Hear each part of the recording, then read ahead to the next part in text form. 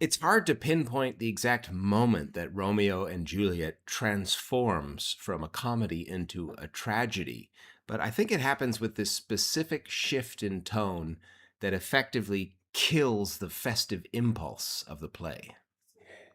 They marry too quick, they're too quick to anger, and here are the negative consequences of that. And of course, acting quickly, Romeo will just go eye for an eye. It's almost like his blood does not allow him to take a kind of Friar Lawrence perspective and give it some time.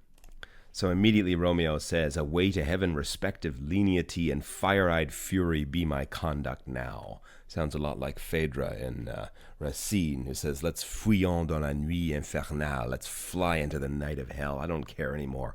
I'm going to, give her, as it were." And in this very brief line, they fight. Tybalt falls. That's it. That's what happens. Tybalt's dead. So, depending on the production and how much fight choreography of Shakespeare's day, you have many ways of doing this, right? Shakespeare always offers commentary on the fight later on if the limits of the stage didn't allow for elaborate fighting and tableaus of that nature. So it could be merely representational, or if there's, if they did have enough for a good production. I mean, I feel like it's sort of up in the air with Shakespeare's plays. One often speaks of hearing a play rather than seeing it in Shakespeare's day, so one can imagine the fights might be simplified as they were in the ancient Greek stage. Well, actually, the ancient Greek stage didn't allow violence at all to be performed on stage, only recounted, but there could be sort of significant actions. Clytemnestra, for example, in Aeschylus's Agamemnon, gets Agamemnon to tread on the purple carpets of their home, and then he goes into the bath where she kills him, of course, off stage. But there are other moments, such as the libation bearers, the next play in Aeschylus's Oresteia, in which Orestes is just about to stab his mother, and then they quickly are shuffled off on stage where he actually thrusts the dagger home. Romeo realizes what he's done quickly on 135 and says, "I am fortune's fool." And then, of course, all the citizens rush in, and Benvolio recounts in some ways what has happened, right? And everything that's happened. It's important in the Elizabethan stage in general that we, the audience, know that other characters have got the story that we have, right? Otherwise, that we have a kind of burden on us as audience members, like in really complex plays with Cymbeline or Twelfth Night, with incredibly complex characters knowing things that other characters don't know. There's a kind of burden on the listener. The more plot lines we, the audience members, have to keep in our head, the more it becomes complex to watch a play, because when a character comes on, we're aware of his or her limited knowledge. So it's actually, in some ways, when we get to a scene where a character explains to other people, this is a very simple example in Romeo and Juliet, what happened, we're always in danger of misinformation.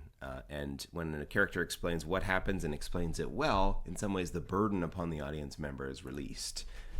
That's a kind of minor point, but it's important because I feel like it explains a lot of this mania for exposition and explanation that you have in Shakespearean plays, and even in classical plays, but especially in Elizabethan plays. Knowing, for example, at the end of Romeo and Juliet, no spoilers, how characters learn and understand what happens. We were told right at the beginning of in Act 1, Scene 0, I suppose, the chorus, that the death of Romeo and Juliet will all be understood by the Montagues and the Capulets, and they'll find a reason to be at peace because of it. So this is an important detail to make sure to reassure the audience. Don't worry, everyone's going to understand the story, even if there are lots of misrecognitions, and people are going to come to a common resolution. So lines like, you might think like, wait, I've already seen this. I don't need to know. Then Tybalt fled, by and by comes back to Romeo, who had but newly entertained revenge. And to it they go like lightning, for ere I could draw them apart was Tybalt slain, etc. Like a line like "who had but newly entertained revenge" is important to emphasize in Benvolio's account, because the prince needs to know the full story, including the psychology, which is Romeo had no intention of revenging until he saw his friend die.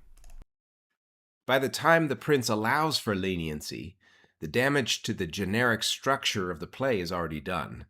The psychology of revenge has overtaken the logic of the lovers, locking the tragedy firmly in place.